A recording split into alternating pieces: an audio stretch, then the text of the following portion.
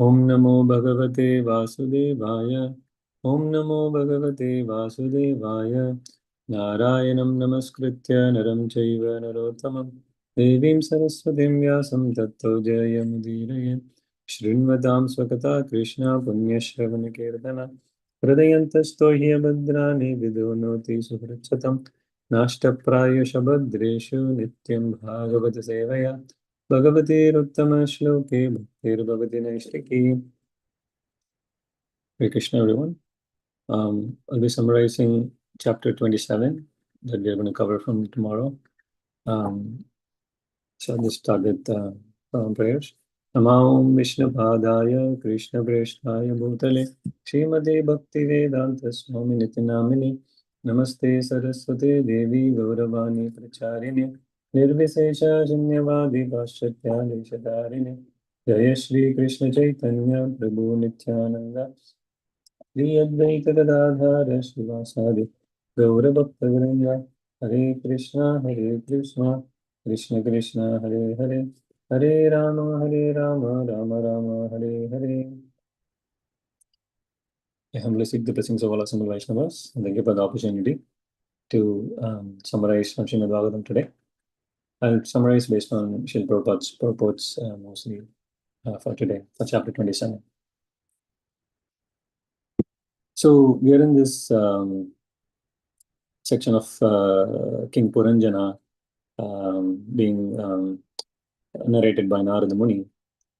So just for a quick recap, we are seeing that Narada Muni is having a conversation with Prachini Barhishad, the king Prachini Barhishad.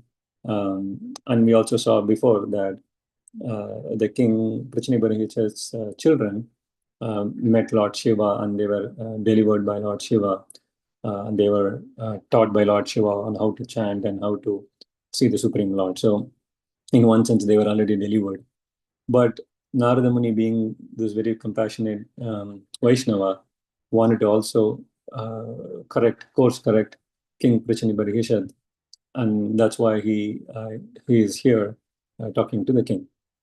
And because Prachani Barhishad was too much engrossed in sense gratification and in the Vedic rituals, so Narada Muni did not directly or is not directly addressing the king by saying that whatever you're doing should be stopped and then you should take up to this devotional process, but rather he is using this allegorical story about King Puranjana and then how King Puranjana was also a king of a city and how he married this queen called Puranjani, and then one day he left for hunting and then this made Puranjani really angry or upset that he left him.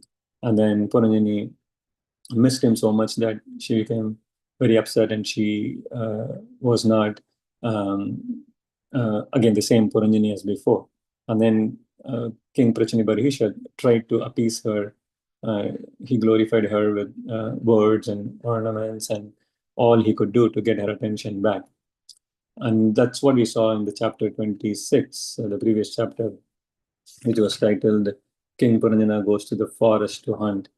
And finally, in the end of the last chapter, we saw where King Puranjana is like totally engrossed in glorifying his wife.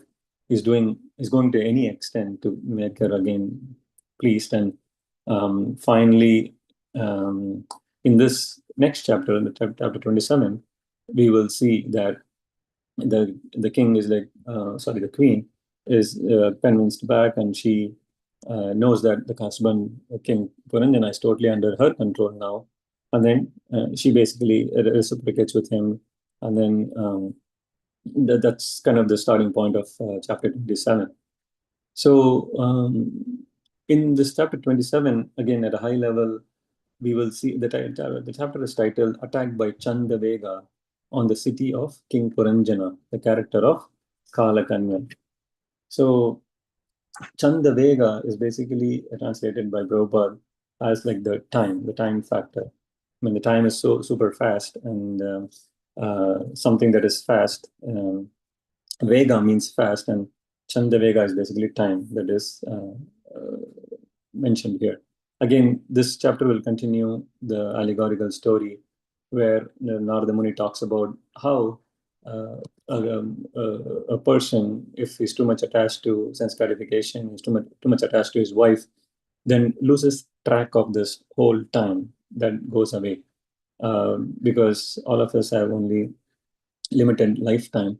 And then if one spends that valuable life in sense gratification, then it doesn't even realize how fast it is passing by. And then by the time you realize, it's too late, and you cannot do much at that point. So in this chapter, we will see that in the beginning, um, uh, so the King Puranjani, sorry, Queen Puranjani now reciprocates with King Puranjana, and then they engage in familial life, and then they beget 1,100 boys and 110 girls.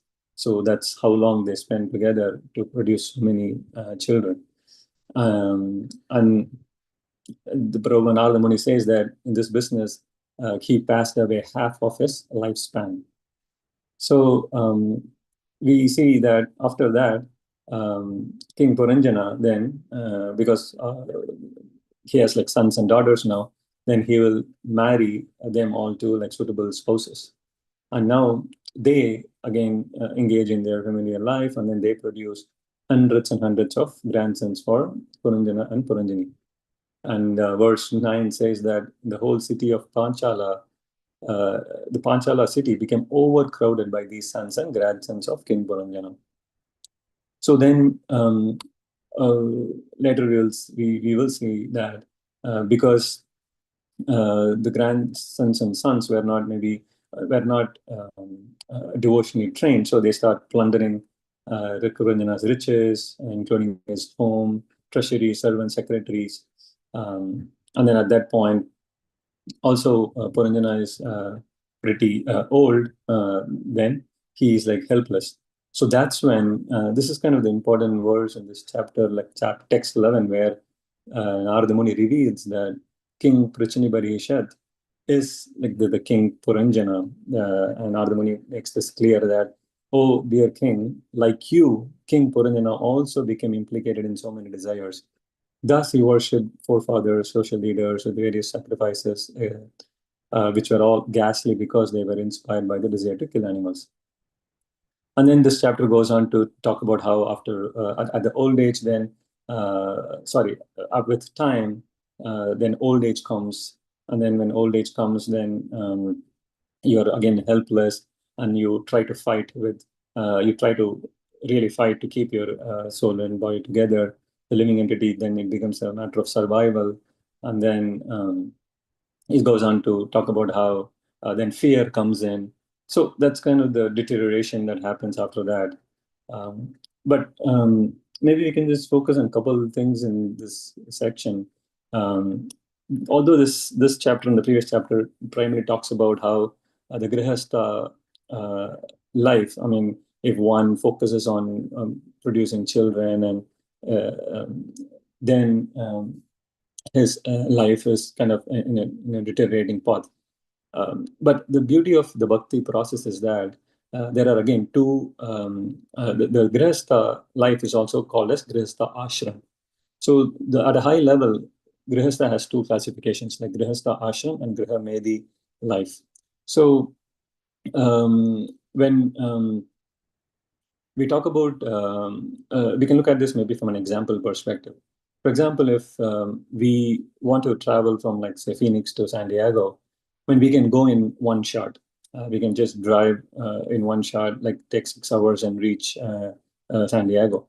But most of the travelers would need a break, um, because they might not be able to sit for a long time like that, or they need a bio break. So most of them will need a break. And for a break, they can either go to like a rest area, or they can go to a mall in between, they can go to a park in between, or a motel, etc. The problem is that when there are these stop points, there are also other attractions And also, or the same attractions like the rest area could have different distractions, and you could kind of digress. I mean, you could stay there for a couple more hours, and then you could stay overnight. And then what happens is that your goal, reaching San Diego, gets delayed, or it may not even happen if something in the middle is like more attractive. So similarly, we can think about our goal of reaching San Diego is similar to attaining Krishna Prema. So there are some people who can take up to or start their process with like a brahmachari ashram, and then they can directly move to a sannyas ashram. So they are like the direct path. But there are most people who take up to this process of grihastha ashram, and grihastha ashram is just not about marriage, but it's being in a married life, but still taking shelter completely of the Lord. It is not like in the grihastha ashram, it is that we totally miss the goal, but rather we might forget the goal of reaching Krishna Prema, but we are still, as long as we are connected to the bhakti process and devotees and the books, and we have the faith that the bhakti process will take us back. So we should just follow. So grihastha ashram and griha medhi, again, are state of consciousness. It is even if one is following grihastha ashram, one may be temporarily in a griha medhi mood, because if one is too much into material enjoyments, then he is in griha medhi mood. But as long as he comes back to this ashram mood, again, which is this change of consciousness, which is again helped and driven by the constant practice of bhakti, then one can still achieve the goal. And there are several references from Srimad Bhagavatam on how material engagement and sense gratification will not get us anywhere. So there are a couple nice points that Prabhupada mentions in purports. Like, for example, in purport to text 2, Prabhupada talks about how in a Grihastha ashram, a wife is basically the main driving force in the family. Prabhupada says that a wife is the inspiration of all good intelligence. Upon seeing one's wife dressed nicely, one can think very soberly about family business. When a person is too anxious about family affairs, he cannot discharge his family duties nicely. A wife is therefore supposed to be an inspiration and should keep the husband's intelligence in good order so that they can combinedly prosecute the affairs of family life without impediment. So, although there's like so many things said here about family life and the negatives of the family life, but again, in a Grihastha ashram, the wife and husband can work together with great union and can help each other to attain this Krishna Prema. And even when Grihastha ashram parents beget children, their mood is that they want to give and receive love.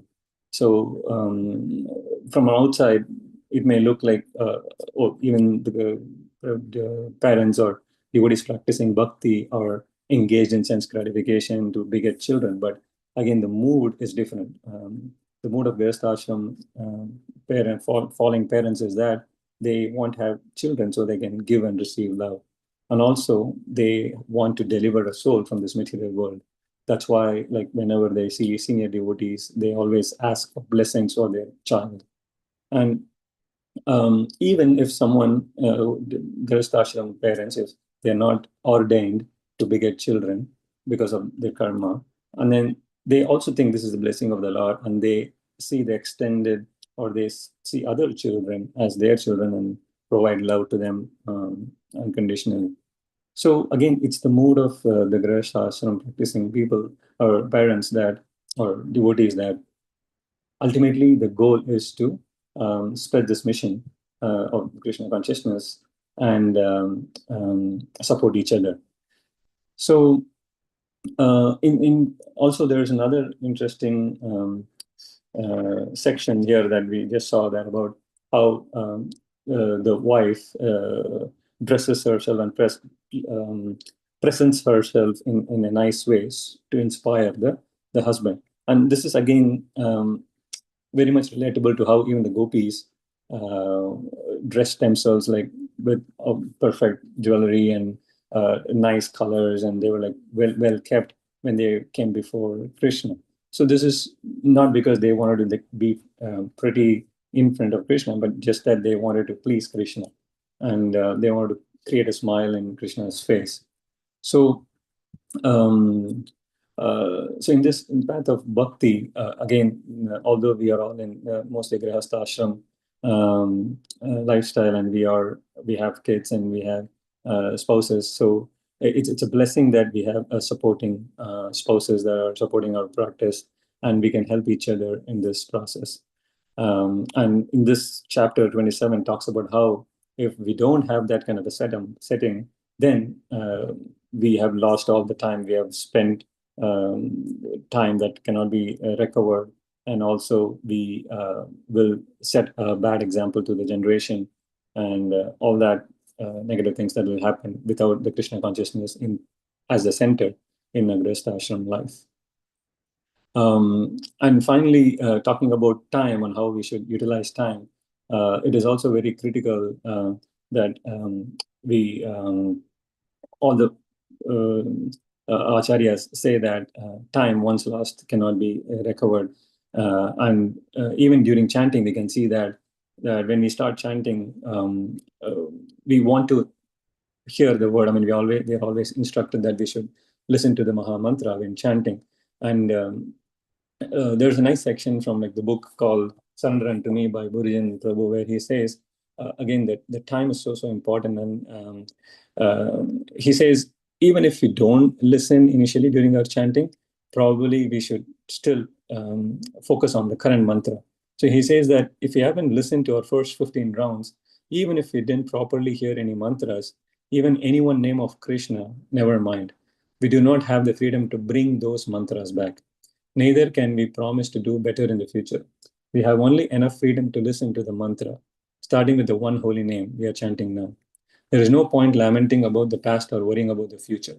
Better to simply hear the one mantra we are chanting in the present. So Prabhu in this section talks about how we don't have to overtax the mind by saying we have to chant 16 rounds going forward, or kind of maybe accuse the mind saying, oh, why didn't you focus on the last 15 rounds? Because it's already gone, and we don't want to just talk about the same thing, or be upset about the same thing. He says, at least now, utilize what you have in hand now. So similarly, even for us, like we might have spent so many years in our life not maybe focusing on Krishna consciousness or not doing Krishna consciousness in an attentive way, but we can still see that we have so many years in the looking forward, and how can we improve and how can we utilize this time effectively.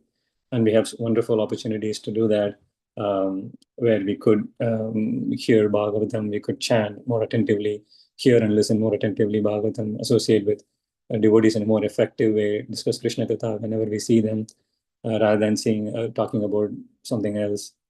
And also this Bhagavatam talks about how even if we don't foresee the future on what will happen, but this section of Srimad Bhagavatam talks about how one could just get engrossed in the family life, and then if not focusing on Krishna consciousness, if Krishna is not in the center, then all the negative things that like the impact of time, fear, old age will impact us, and how our generations will be affected.